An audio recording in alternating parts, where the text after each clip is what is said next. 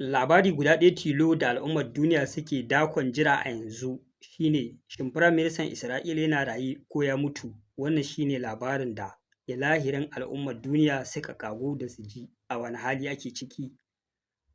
Ƙasar Iran dai ta kai farmaki gidan shi Firaministan ƙasar Isra'ila, wanda a kwanakin baya muka bayyana muku cewa wannan farmaki har ya yi nasarar hallaka ƙaninsa,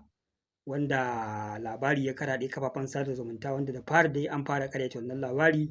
amma daga baya su kansu mahukunta a wannan ƙasa suka zo suka tabbatar da faruwar wannan lamari, wanda ƙasar Iran ta yi amfani da Patatu, wato sabon hypersonic missile ɗinta da ta ƙera, wanda wannan hypersonic missile ɗin mai gudun walƙiya ne.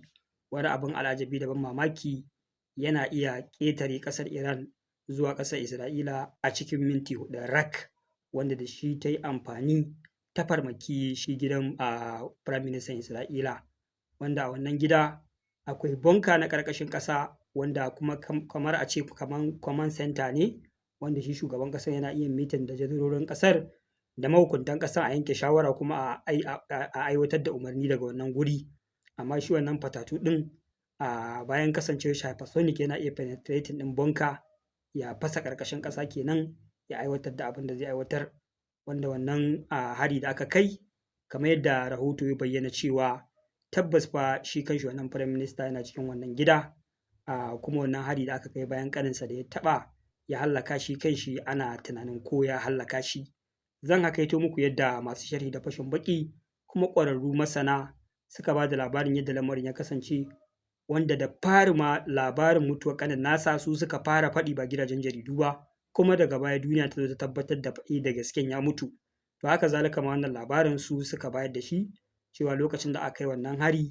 kamar shi oga kwata-kwata bai riga ya mutu ba, an ɗauke shi cikin gaggawa an fitar da shi daga ƙasar Isra'ila, an yawo da shi kusan ƙasashe fiye da guda 3, ana ƙoƙarin ceto rayuwarsa, amma dai a ƙarshe aka zarce da shi ƙasar Germany, wanda daga nan ƙasar Germany suka karɓe shi, aka yi ta ƙoƙarin a ceto rayuwarsa. Abu biyu ne a wannan gaɓar, ko dai a ƙasar Germany ɗin an yi nasarar ceto rayuwarsa ya rayu, amma yana cikin wani mawuyacin hali, ko kuma daga nan ya sheƙa lahira. Amma su masana da masu sharhi da fashin baƙi akan siyasar duniya sun face a wannan ƙasa ce ya sheƙa lahira. Sai dai ƙarshe tika-tiki tik, jira ya ƙare, kamar an ce 15 ga wata za a ba da cikakken rahoto game da shin ya mutum ko yana raye. Yana ganin 15 ga wata zai kama yau kenan ko gobe. Sai mu saurara mu ji cikakken rahoto game da mutuwar, wanda a safiyar yau da na bibiya labarai na ga kamar su sun ƙaryata, amma duk da sun ƙaryata babu wani bidiyo ko wata shaida ta hoto ko wata shaida ta murya da take tabbatar da cewa yana raye. Ta iya yiwuwa har yanzu dai akwai abubuwan da ake ɓoyewa game da wannan lamari. Wannan dai shine cikakken labari da al'umma suke jira, amma fa dai na san komi daren daɗewa sai fa gaskiya ta bayyana, sai kuma an ji halin da ake ciki. Su kuwa a ɓangaren ƙasar Iran sun ba da tabbacin cewa ko da ma ya kasance a raye, to fa sun lashe takobi, babu hutu, babu hutawa, za su ci gaba da bibiyar rayuwarsa ba makawa sai sun hallaka shi. Wato suna so su hallaka shi ne a matsayin ɗaukan fansar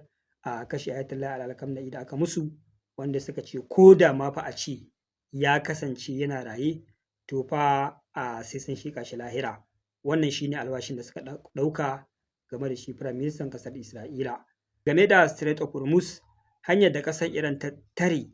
ta janyo tsadar mai da ruɗewa a ƙasashen duniya, wanda har lamarin ya kai ga shafan ƙasa ta Najeriya, lamarin dai na ci gaba da ƙara tsauri. Shekaran jiya ƙasar Amurka ta yi ikirarin ta turo sojoji marin har kimanin 2,500,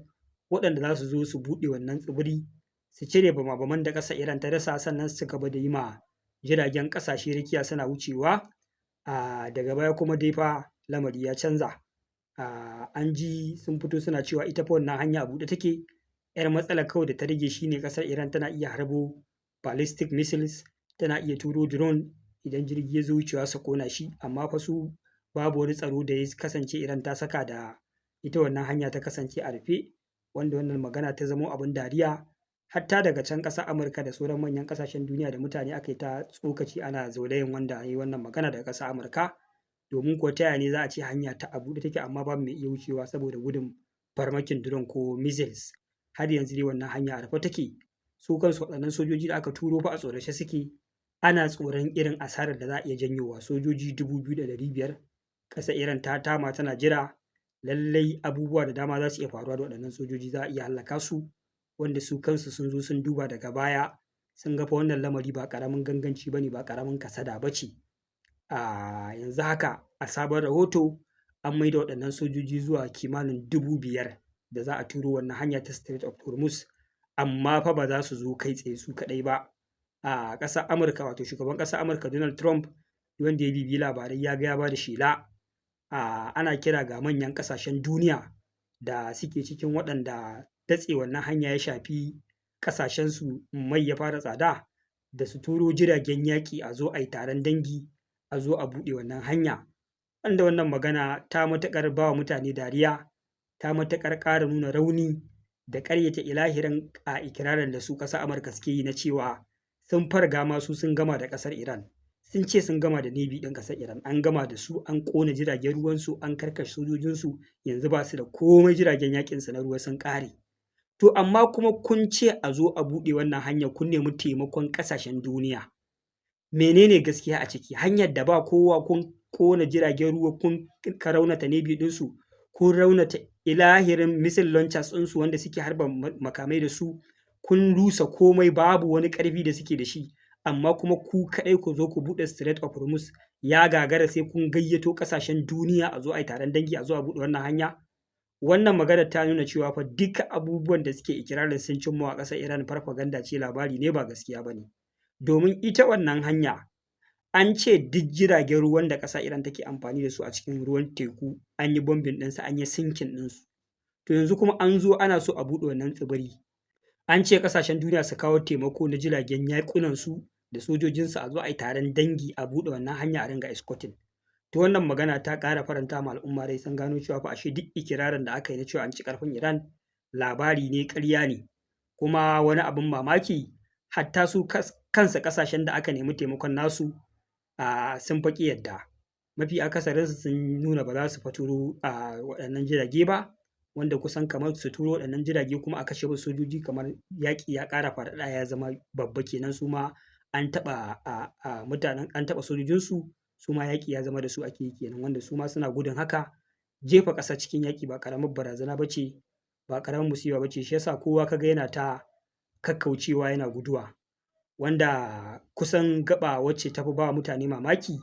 ƙasar Faransa gaba kafaɗa da kafaɗa suke tafiya da ƙasar Amurka wurin aiwatar da wasu abubuwa na yaƙe-yaƙe. Amma a wannan karo ta ita kanta ƙasar Faransa fa sai gashi tana neman ta tattauna da ƙasar Iran, ita ma a bar jiragen dakon manta su ƙetare su shigo cikin ƙasar ta, kamar yadda ƙasar India ta je ta nemi taimako a ƙasar Iran, kuma ƙasar Iran ta bari manyan jiragenta na dakon mai har guda 2 suka wuce ta wannan Strait of Hormuz ɗin lafiya, ba tare da an bambame su ba. Wato ita ma fa ƙasar Faransa, a maimakon ta bi kiran da Amurka ta na turo jiragen yaƙi, sai ta yanke shawara kawai ita ma fa ta nemi ƙasar Iran a tattauna, a ƙyale mata nata jiragen su ƙetare.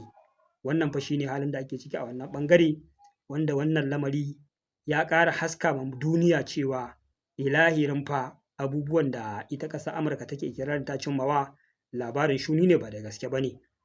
Magana ta ƙarshe a cikin wannan bidiyo shine tsibirin Kars, wanda wannan tsibiri kaso 95 na man fetur ɗan ƙasar Iran yana wannan tsibiri. Ilahirin man tattalin arzikin mai da ƙarfin Iran da take takama da shi a magana ta mai yana wannan tsibiri. An ga yadda dakarun sojojin Amurka suka farmaki wannan tsibiri na wani gefe na wannan tsibiri da zimmar barazana ko kuma tankwara ƙasar Iran a dole ta buɗe Strait of Hormuz, ko kuma su full attack a wannan tsibiri, su ƙone ilahirin ɗanyen man fetur ɗin da yake wannan tsibiri, wanda kamar ƙone wannan mai kamar an shafe ilahirin man ƙasar Iran ne. Ba a kai ma man hari ba, amma dai an kai ma tsibirin hari da niyyar barazana, ko buɗe ko mu farmaki wannan tsibiri, in ji shugaban ƙasar Amurka Donald Trump, wanda cikin gaggawa ƙasar Amurka a ƙasar Iran ta mai da martani, wanda ta ce wannan tsibiri a buɗe yake, Amurka za ta iya kai masa hari, amma fa da will be consequences, akwai mummunan martani da zai biyo baya da ba zai taɓa yi ma duniya ma daɗi ba ilahirinta, wanda kuwa tabbas ɓannar da Iran za ta yi, to ya ninka a ce a rufe Strait of Hormuz shekara ɗaya. Rufe Strait of Hormuz shekara ɗaya kamar lalata man fetur ɗin duniya ne, an dakatar da sufurin mai a ƙasashen Turawa, wahalhalu da tsadar rayuwa da za a shiga ya wuce hankali. To amma matakin da Iran ta ce za ta ɗauka idan aka ƙone mata wannan tsibiri na Kat, aka ƙone wannan mai, ya wuce tunanin Amurka, wanda na tabbatar sun ɗauki wannan gargaɗi, wanda ta ce duk wata matatan man fetur da take gabas ta tsakiya da ƙasar Amerika take da hannun jari ko take da ta cewa a kanta, sai ta ƙone ta ƙurmus. Daga kan ƙasar Isra'ila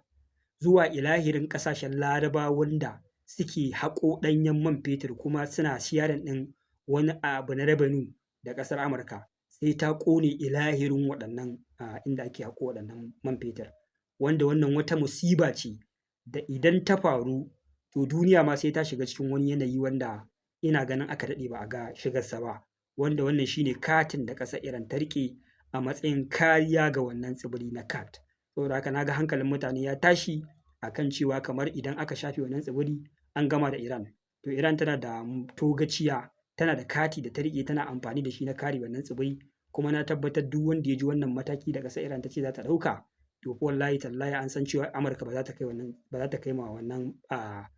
tsibiri hari ta ƙone wannan man fetur da ke wannan guri ba. Wannan shine a wannan ɓangare. Sai kuma labarin da Al-Jani ya wallafa, wanda ya ce bayan Amurka ta gaza cimma muradinta a ƙasar Iran, sannan kuma ta kasa samun goyon bayan 'yan ƙasarta. Mafi akasarin al'ummar ƙasar Amurka ba sa goyon bayan abin da ake yi a ƙasar Iran, ba sa goyon bayan wannan yaƙi, ransa a ɓace yake, ba sa goyon baya. Mafi akasari abin mamaki hatta gidajen jaridunsu su ma ba sa goyon bayan abin da ake yi. To sai fa aka ji kishin wai suna ƙoƙarin su shirya wani mummunan hari a cikin ƙasarsu, kamar yadda ya taɓa faruwa lokacin da aka zargi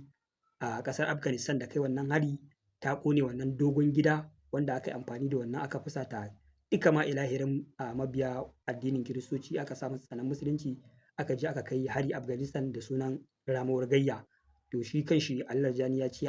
ya ji saboda goyon baya da suke samu a ƙasar Iran a ƙasar Amurka, to an fara shirya irin wannan hari za a kai shi a ƙasar Amerika, wanda kai wannan hari zai fusata al'ummar ƙasar, zai sa duniya ta goyi bayan su,